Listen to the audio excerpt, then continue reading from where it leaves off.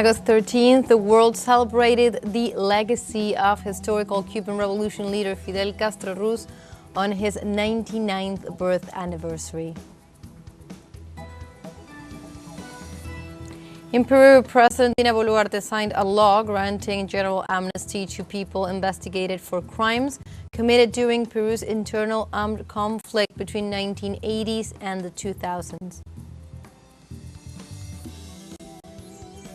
The death toll from Israel's genocide in Gaza now exceeds the 61,700 civilians killed since October of 2023, most of them being women and children.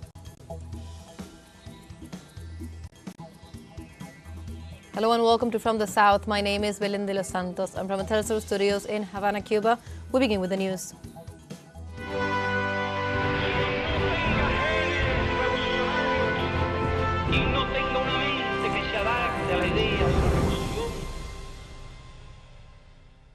Cuba and the world celebrated the legacy of the historical revolution leader Fidel Castro on his 99th birth anniversary. Fidel, born on August 13th in 1926 in Biran, which hosted the main commemorative acts in his honor.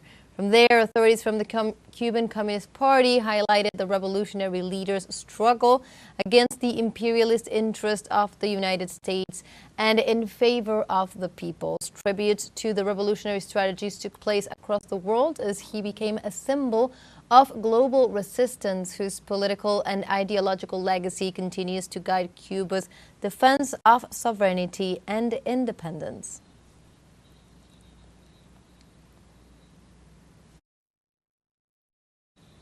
Also on Wednesday, President of Venezuela Nicolás Maduro received a Cuban delegation in Caracas as part of the celebrations for the 99th anniversary of Fidel Castro's birth. In his speech, President Maduro described the historic leader of the Cuban Revolution as a hurricane and a giant who changed the history of Latin America, the Caribbean, and much of the world. He assured that Fidel lives in our struggles, in our hearts, and is permanently present in everything that we do, and emphasized the importance of his ideas and leadership in the development of the new Latin American revolutions. Maduro also recalled the relationship between the Cuban leader and Hugo Chavez, whom Fidel recognized as the best friend that Cuba has ever had.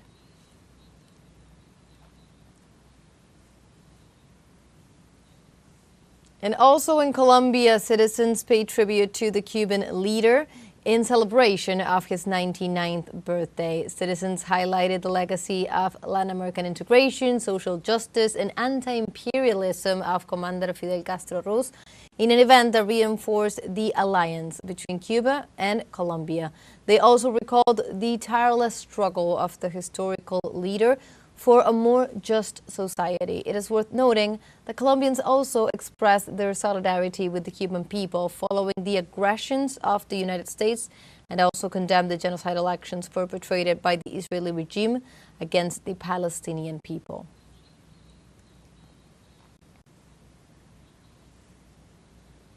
And on August 13th, the Fidel Castro Ruz Center, the institution dedicated to shaping values, spreading thoughts, and studying the work of the Cuban leader, became the epicenter of activities for the 99th anniversary of his birth in the Cuban capital. Our correspondent in Havana, Fabiola Lopez, was there and tells us more.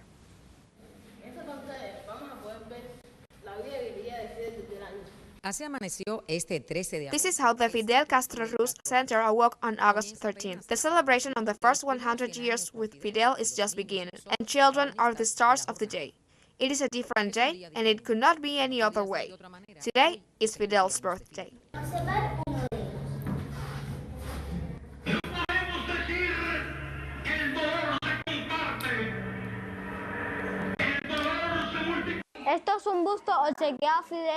This is a bust presented to Fidel by Chinese President Xi Jinping in July 2014, but Fidel did not feel comfortable with it.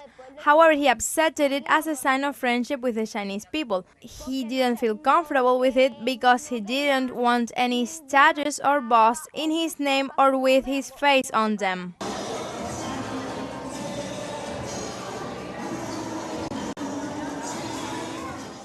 They say that Fidel once said that while his enemies were talking about his post-Castro era, he was working towards that moment. The truth is that almost 10 years after his death, that is how Cuban children see and feel it. Su personalidad. His personality, his culture, he is good, he is kind. I am talking about him in present because even though he's dead to us, he never died. Even if you don't believe it, Fidel is always by our side teaching us and we are learning things about him. Even though he's no longer alive, he is morally in the hearts of all of the children.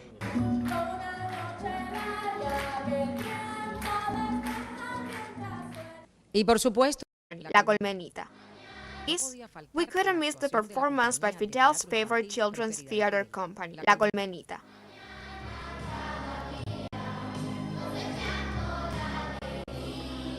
¿Qué es lo que más admiras de él?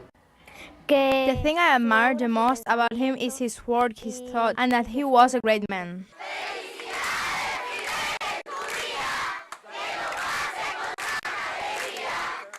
On August 13 of this island, the man who changed the destiny of this part of the planet was born. 99 years later, those who know how to love, the hope of the world, celebrate his survival, in the words of Martín. Fabiola López, TeleSUR, La Habana.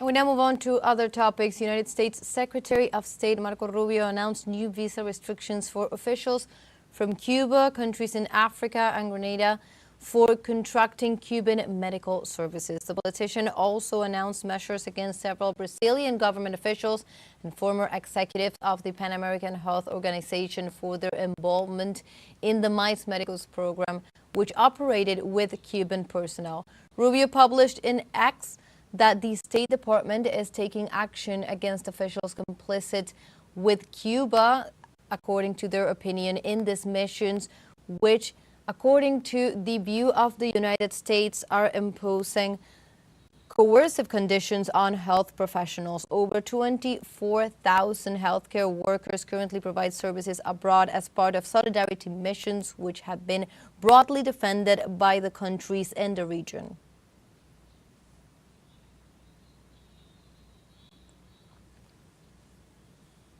Precisely in this context, the Cuban Foreign Ministry rejected these new visa restrictions imposed by the United States on the Cuban medical mission to the Pan American Health Organization and their families.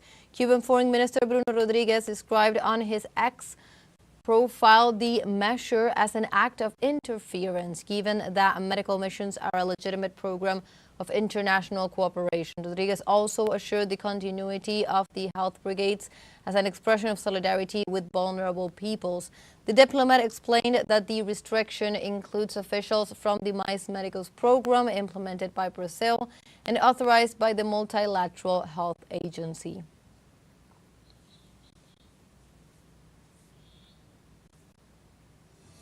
Now we have a short break coming up, but first, remember you can join us on TikTok at teleSUR English, where you will find news in different formats, news updates, and much more. We'll be right back. Stay with us.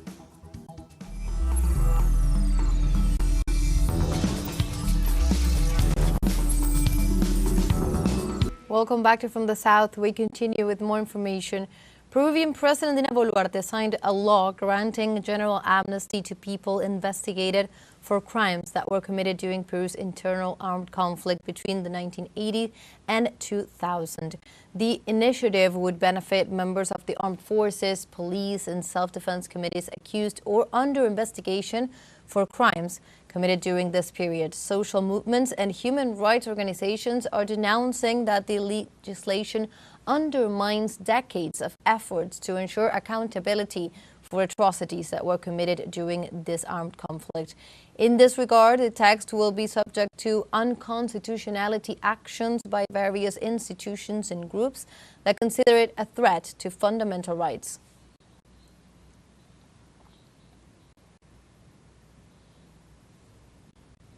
Precisely in this context, a rally was held in front of the Palace of Justice in the historic center of Lima to protest against the amnesty law for public officials enacted by President Boluarte. A crowd of citizens, politicians, human rights defenders, and relatives of those who suffered during the country's internal armed conflict gathered to oppose the amnesty law, arguing that the law is a manifestation of the enforcement of institutional impunity. The lawyer for the National Coordination of Human Rights, Gloria Cano, pointed out that it is not possible to implement the amnesty because it not only affects the rights of the victims, but also the international commitments of the Peruvian state.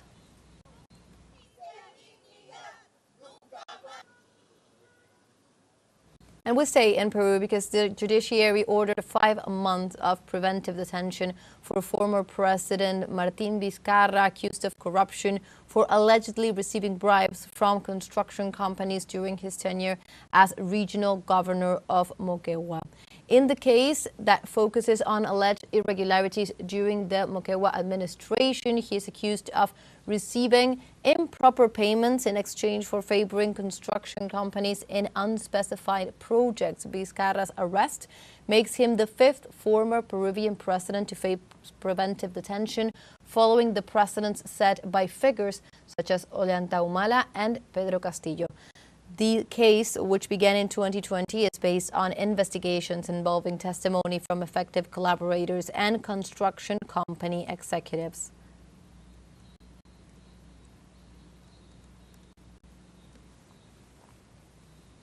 We continue with other topics. The government of the United Kingdom launches a social media contest for Argentine students to visit the Malvinas Islands as if they were tourists in their own territory.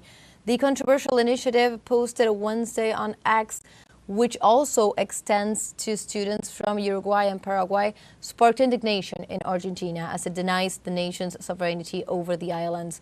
Minister of the Government of Buenos Aires Province, Carlos Bianco, described the post as a new provocation of the UK government and took the opportunity to criticize the administration of Argentinian President Javier Milei as well, stating that it avoids condemning the UK repeated provocations. Bianco also stated that the government of Buenos Aires province works to stop this surrender of sovereignty in the educational sphere through the Malvinas Future Project. The Malvinas Islands are an Argentine territory illegitimately occupied by the United Kingdom since 1833.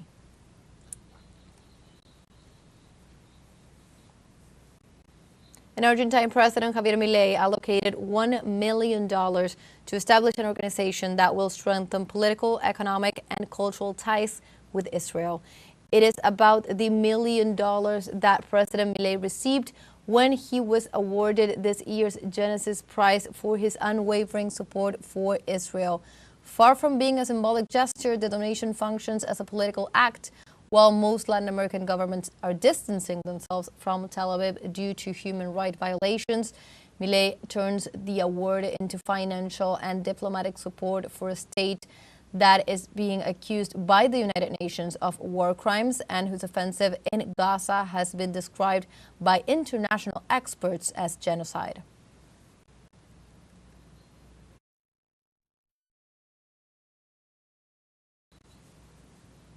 And in Colombia, Congressman Julio César Triana was shot while leaving the municipality of La Plata in the department of Huila. Triana, who belongs to the Radical Change Party, assured through his social media accounts that both him and his work team were unharmed in the attack and requested immediate support from the police and the army. In response to the incident, President Gustavo Petro sent a helicopter to evacuate the congressman.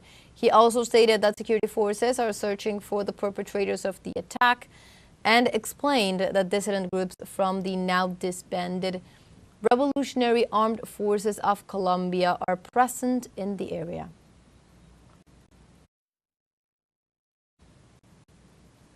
In Guatemala, police detained activist and native rights defender Leocadio Jaracan without clear reasons for his arrest being disclosed. The native movement leader and former congressman was arrested at La Aurora International Airport as he prepared to travel to a conference on justice and native peoples in South Africa. During his transfer, Jaracan denounced the criminalization of protests and of those fighting for justice in the country through the fabrication of legal files by the prosecutor's office to justify the detention. Huracans constitutes the third arrest from 2023 protest against Attorney General María Consuelo Porras.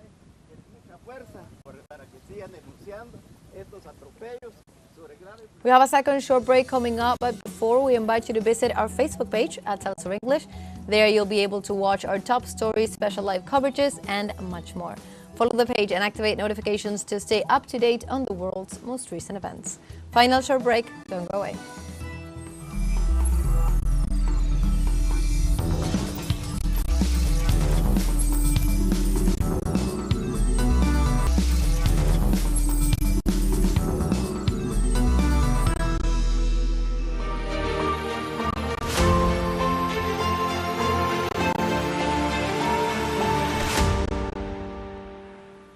Welcome back to From the South. We continue with more information. In Russia, at least 13 people were injured in a Ukrainian drone attack on a residential area in the southern city of Rostov-on-Don on Tuesday.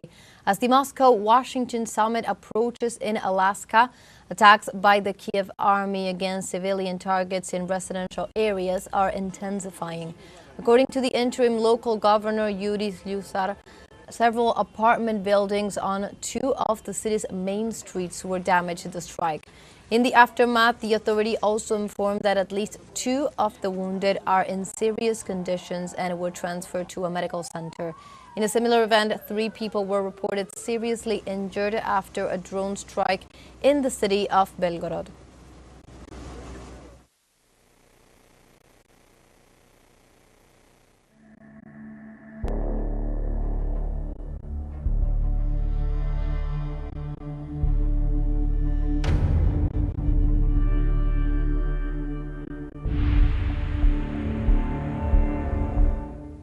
We go now to Palestine as the death toll from Israel's genocide in Gaza now exceeds the 61,700 civilians killed, mostly women and children, while the number of wounded has reached the 154,000.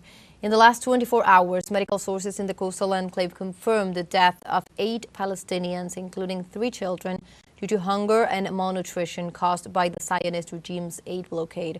In addition, health authorities reported 21 civilians were killed in Israeli strikes and 1 body was recovered from the rubble, while 185 people were wounded and transferred to hospitals.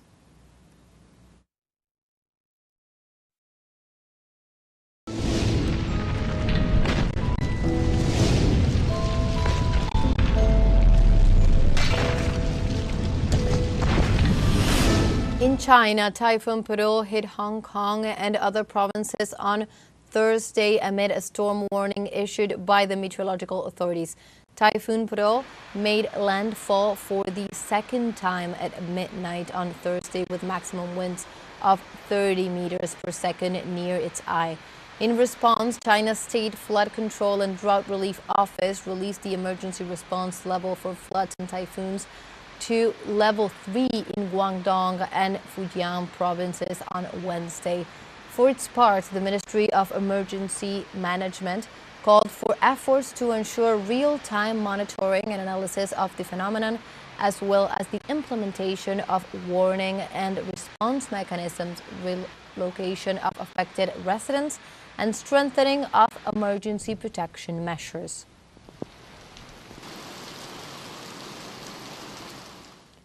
For its part, South Korea reported heavy torrential rains in the Seoul metropolitan area for the second consecutive day, leaving at least 1 person dead. In addition, authorities reported that between 250 and 300 millimeters of rain fell in different parts of the capital, forcing over 1,000 people to evacuate immediately. In nearby cities such as Incheon and Gimpo, the rainfall left several vehicles stranded on roads that became rivers, as well as several residents trying to rescue their belongings and helping family members and neighbors to evacuate their homes.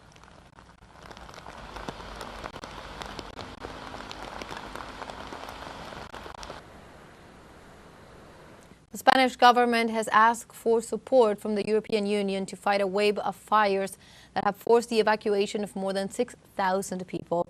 The Spanish Interior Minister Fernando Grande Marlaska detailed that the request includes 2 Canadair planes to fight fires through the civil protection mechanism. In Castilla and León, one of the most affected areas by the fires, at least 1 dead and 7 injured have been reported so far, with 4 of them in critical condition. The risk of the fire spreading is increasing due to wind gusts and the drought that is hitting the northwest of the country.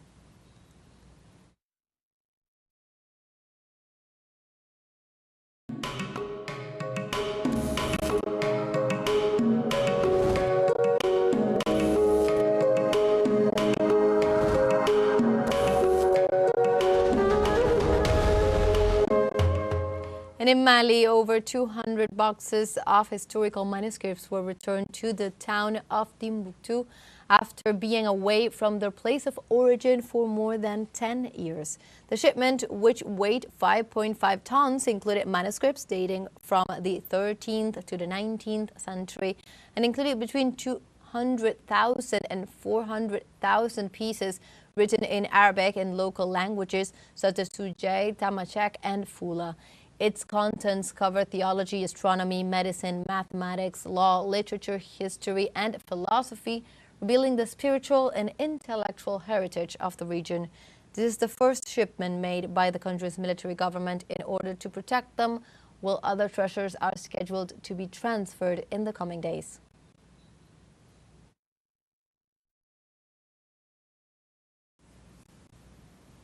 And in Brazil, the 53rd Gramado Film Festival has begun, an event that stands out for its role in promoting Brazilian cinema. The festival will offer the public a selection of Brazilian and Ibero-American films, with a highlight being of the screening of Gabriel Mascaro's The Last Blue, a film that addresses a dystopian story in the Amazon. The festival, which will run until August 23rd, features 2 competitive sections dedicated to local productions and regional productions and short films as well. In addition, attendees will be able to enjoy parallel activities such as roundtable discussions, workshops, and tributes to prominent figures in cinema. And like that, we have come to the end of this news brief. You can find these and many other stories on our website at telesurenglish.net. Also join us on social media. We are on Facebook, X, Instagram, Telegram, and TikTok as well. For TeleSUR English, my name is Belén de los Santos. Thank you for watching.